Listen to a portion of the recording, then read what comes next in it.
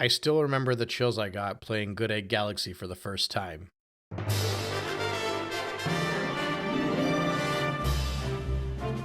Heck, I almost get chills just remembering that moment. From the moment it was announced, I was certain it was either going to come out on launch or close to it, which just meant the 1 year wait after I got my Wii was even harder. Now granted, there was plenty available on the Wii to keep me busy. I mean, the Mii channel alone occupied so much of my time. But still, at the end of the day, I got the Wii primarily for Mario Galaxy. Everything else was just an excellent bonus. And with all of the hype I built into myself through all the anticipation, all of the trailers I watched, all of the articles I read, and all of the E3 off-screen grainy footage, it felt so surreal to finally land on the intro portion of Good Egg Galaxy. Now the game does take you about 10 minutes to get you to this point. There's a pretty epic introduction sequence, you even pick up a star beforehand, and all of those things are almost equally as awesome. But the reason I say almost is because Good Egg Galaxy is what I was waiting for. Now of course the game starts off giving you the context that's necessary to know what's going on. Every 100 years, a comet appears in the skies above the Mushroom Kingdom. 1 year the comet was so large it filled the skies and sent countless shooting stars raining down.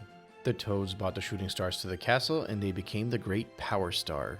In celebration of the comet, there was a festival held once every 100 years. It was known as the Star Festival.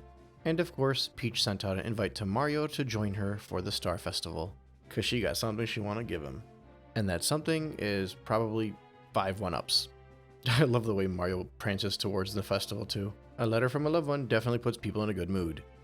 Anyway, you work your way up to the castle grounds, pass by a bunch of toads, watch the starbits flying down towards the Mushroom Kingdom, and then all of a sudden, Bowser.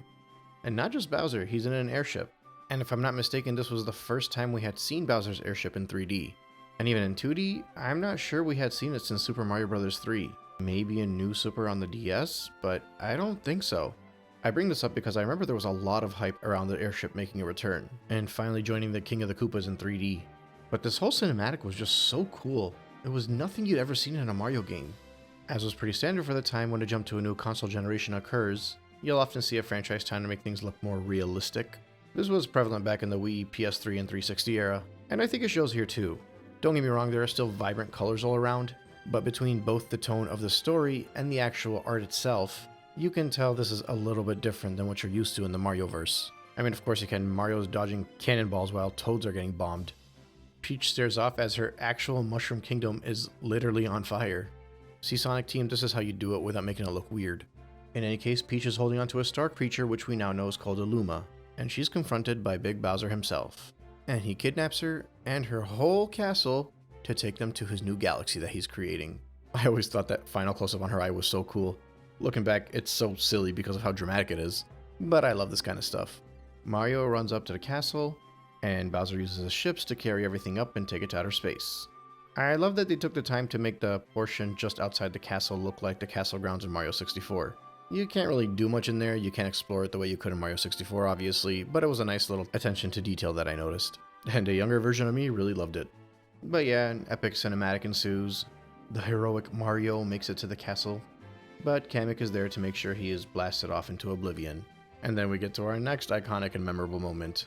Mario waking up with a Luma and having to chase the bunny rabbits. This planetoid I believe is called Gateway Galaxy.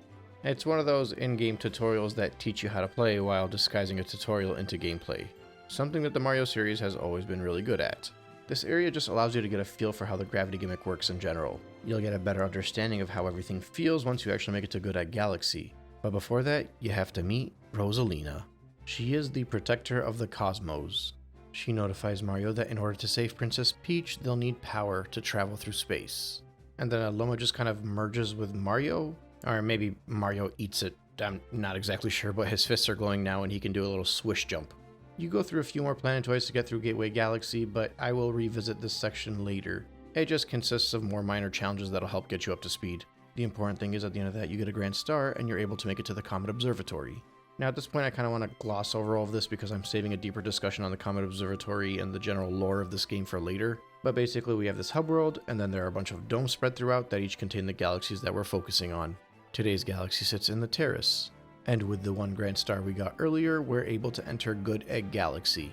Now in general, the way this goes, there are 15 large galaxies spread throughout the game. These are your primary stages, your main courses. 15 in Mario 64, 15 in Galaxy. Every one of these Galaxy has 3 main stars. In addition to that, there are 2 Comet stars. These comets will usually require you to replay a level with some kind of a crutch. You either gotta do it with one hit, avoid enemies that are moving super fast, or even race against Cosmic Mario, which is this game's version of Shadow Mario. Only he has nothing to do with Bowser Jr., he's just something to race against. In addition to the 3 main stars and the 2 comet stars, there's also a single hidden star. The obscurity of these hidden stars varies. The most obscure of them is probably only as obscure as an average blue coin from Sunshine. But the game does tell you which mission to select, so you're not really chasing air. Also, 2 out of the 15 stages have an extra hidden star. You may notice there is no 100 coin collectible in this game, a first time for the 3D Mario franchise, and that's because one of the comets is a purple coin comet. I'm saving my purple coin discussion for the end of the series, and that's primarily because the missions for the purple coins do not get unlocked until after you've beaten the final Bowser. All of the remaining stars in the games are pretty much in the small galaxies. And again, I'll be saving those discussions for later on in the series. With all of the formalities out of the way, let's finally get started on Good Egg Galaxy. The first star is Dino Piranha, which means just like in Mario Sunshine, we'll be taking on some form of a piranha plant to start the game off. Good Egg Galaxy starts you off on a round grassland platform with a house at the end of it. In front of you will be a new enemy, it's called an Octoomba. Kinda looks like a Goomba, but it's blue and it spits projectiles out at you. The general rule of this game is if you jump on an enemy's head, it'll give you a coin. This is valuable if you need to refill your health. But if you opt to defeat it with a spin attack instead, you'll be given some star bits. The house in this area cannot be entered, but you'll notice some railings on the side of the planetoid you're standing on, and running around them will take you to the underside of that planetoid.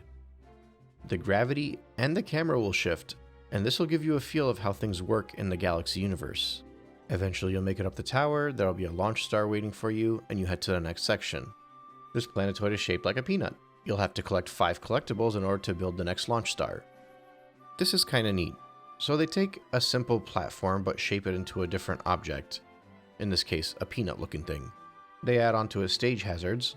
Basically in this case it's rolling boulders and ground that you get sucked into, giving you a slight bit of difficulty to maneuver around this section, just so you can get your bearings in order and figure out how to control Mario while also interacting with the environment. For all intents and purposes, this is a very simple challenge, but it requires you to learn the laws of physics in this game. And as you move along Good Egg Galaxy, this will just continue. You fly to the next section and it's a simple grassy area. You're introduced to some new enemies, some of these coins that allow you to collect things by following a trail, as well as the ability to swing up a vine. And the cool thing is when you jump off the vine, gravity for the next planetoid takes over. So you're just learning more and more ways you can jump between planetoids without requiring a launch star. This is a spherical planetoid, and in the center of it is a black hole. Black holes are basically your bottomless pits. So even though you're walking around a sphere, you still get the feeling of playing a platformer at these points. And again, this whole planetoid is pretty simple, but it's teaching you how to get around the game, dodging obstacles and learning how to manipulate your environment to proceed forward. After 2 or 3 more simple planetoids, you'll fly into a giant egg and hatch out the Dino Piranha. This whole mission basically consisted of something like 8 to 10 planetoids, but it's delivered a way to teach you a lot of the basics of this game. They're simple in nature, but for the most part they offer something unique, whether it's an enemy type, a stage gimmick, or just a brief glimpse of the potential types of challenges that could occur later on in the game. The boss fight itself is nothing really special, you just run around the planet, spin into the tail, and it forces the Dino Piranha to hit itself in the head. Just the standard 3-hit Mario boss. But in fairness, this all does take place on a sphere, which just gives you more of a chance to get used to the controls in this game.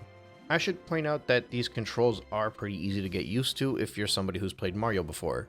This one objective alone is most likely going to be enough to get you used to the physics of this game. But I think its simplicity also allows the more adventurous players to experiment, while also giving an opportunity for the newcomers or the more casual gamers to feel comfortable with the controls.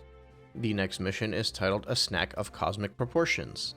Prior to entering the stage, the Luma outside will teach you about collecting starbits with your pointer, and also that interacting with some Lumas and feeding them starbits could gain you access to something new. And likewise, when you start the stage, the camera will pan over to a Luma.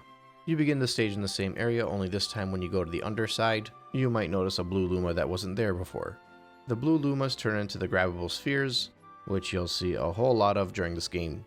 In this case, maneuvering through them is pretty simple, but as the game goes on, they'll provide a few gimmicky challenges with them. The hope here is that as you shift through these planetoids, you'll be collecting as many star bits as you can. You'll be able to fly through 3 or 4 different planetoids, and even revisit the ones that you passed. And that's because on one of the planetoids, one that's shaped like a Yoshi egg funnily enough, sits a hungry Luma that's asking for 100 star bits. So if you don't have enough star bits, you'll be able to launch through the different planetoids in the area, allowing you to reach 100 and come back to revisit the Luma. And once you feed it, it explodes into a planetoid, and you get a launch star and you're able to visit. Again, once you land on this one, you can just see it's a little bit more complicated, but it also looks like a traditional Mario area, complete with Goombas and all that. It's a bit on the bigger end, and requires upward traversal to make it to the top and take the launch star. And that'll take you to something even bigger and a little bit more complicated. It's a giant capsule, and inside it is all the land you're meant to traverse. And there is a bit of a puzzle here because you have to crack the crystals in order to make it inside the capsule. And once you make it inside, you're more or less in a traditional 2D section. It has one of those classic gravity gimmicks, you know, that same one that shows up in every single 2D platformer. It's also pretty cool because despite the fact that you're running around in a circle, it feels intuitive enough where you don't have to actually think about the fact that you're not in a flat plane. If I'm not mistaken, this is technically the first 2D Mario section in any 3D Mario game, and I think it was a good implementation. But yeah, once you get through that, you make it to a planetoid that actually looks like a launch star, collect the 5 blue star bits all around it, and that will allow you to use the little blue grabby bubbles to get to the star. But they don't simply allow you to just grab the bubble and go into the star. You have to learn to change directions, which will help you in future objectives. Moving on, the third star is King Caliante's battle fleet. When you land on the platform this time, you'll notice a launch star on top of the house. You're technically meant to go to the underside of the planetoid and take a pipe maze through the house, but if you've been playing this game long enough, you can just do a triple jump and a quick spin jump. The challenge on these next 2 planetoids is figuring out that if you spin attack these green coconuts or melons, not sure, then you can fling them onto enemies and objects. The enemy in this case is a Pokey, whom I gotta say has come a long way from how he used to look in Mario 64. You'll eventually land yourself on a pretty big platform, but you'll be on the underside of it. And there's a lot going on here. Electric fences, rolling chain chomps. Although, are they still technically chain chomps if there's no chain? Bullet bills that will home in on you. More Octoombas. And I like these little cubicle platforms that stick out, since they look like the platforms from Mario 3. In any case, when you make your way up, you get to the next launch star and it fires you up to the airships. You take what you learned previously and you swing at the firing melons so they can shoot back and destroy the octopus. The next airship will have the launch star, but it will also have a special mushroom. In general, Mario has 3 hits in this game, but once you get these mushrooms, you get 6 hits. Normally, when you get one of these things, you'll know a boss fight is coming. And lo and behold, on the other side of the planet you're sitting on will be a fight against King Caliante himself. And he's basically the final challenge of everything you've faced so far. Play a little tennis match with him with these coconuts that he's flinging at you. Once he gets the standard 3 hits, he's defeated and you are rewarded with your next star. At this point, you'll have received the 3 main stars of this stage. The missions will look like they're complete because there's no crown next to them, and that's because the remaining 3 stars are not available yet. So you'll move on to some other stages until they are available. Eventually you'll get some kind of notification of a comet. In the case of this stage, it's a speedy comet. So this mission will be called Dino Piranha Speedrun. I like the color shift whenever these comets come around, and the music is usually a little bit different, oftentimes more frantic. But yeah, this star is nothing more than a repetition of the very first one. The only difference is you only have 4 minutes to complete it. 4 minutes is plenty of time. I think even on a first time playthrough this should be pretty simple. But again, this is the first stage in the game. I personally prefer almost every other comet gimmick, but I'll discuss those when I get to them. In this case, it is nothing more than a retread, but just like in similar challenges from previous titles, the goal here is to teach you how to traverse more efficiently. And that being said, the timer does include the boss fight, so maybe your first time around this might be a little bit close. Either way, once that's accomplished, you get your 4th star in Good Egg Galaxy. And the 5th star will come in the form of the Luigi missions. Later on in the game, you'll unlock Luigi, and this will trigger a few hidden stars where you'll be given a picture of Luigi in an obscure location, and based off the backgrounds in the pictures, you're meant to guess where he is. The first one is obviously pretty simple. Based off the picture alone, you should be able to tell that he's in Good Egg Galaxy. But keep in mind, by the time you get this mission, you could be at somewhere like 33 stars. So you may or may not remember that this is in Good Egg Galaxy, and that's all part of the fun puzzle. But if you're also keeping track of the in-game map, you'll notice that there is a question mark over one of the missions in Good Egg Galaxy, which means that the hidden star there is now available to be searched for. Once you select the appropriate mission, you enter the stage, and you'll actually see Luigi right in front of you in this case. Again, you're technically supposed to go from the other side, but the triple jump and spin jump works to get you up there, and it's as simple as talking to Luigi at that point. And for our purposes, that would be the end of Good Egg Galaxy. The only star remaining would be the purple coin star, and that mission isn't unlocked until you defeat Bowser. I think the stage does a very good job giving people an idea of what's to come in the game, but I also think it is absurdly simple. And it's not even simply the fact that you keep flinging yourself between different planetoids. In some of the upcoming galaxies there will be similar types of stages, but they'll usually have better gimmicks that'll make it a little bit more exciting. I understand this is the first stage, however, and that's why I can forgive it. The other neat thing is that this whole game is not all like this. Some of the stages will be a lot more similar to the traditional stuff that we saw in the previous games. They won't necessarily be giant sandbox collectathons, but it'll be a lot closer. You'll see what I mean. Just meet me at Honey Hive Galaxy.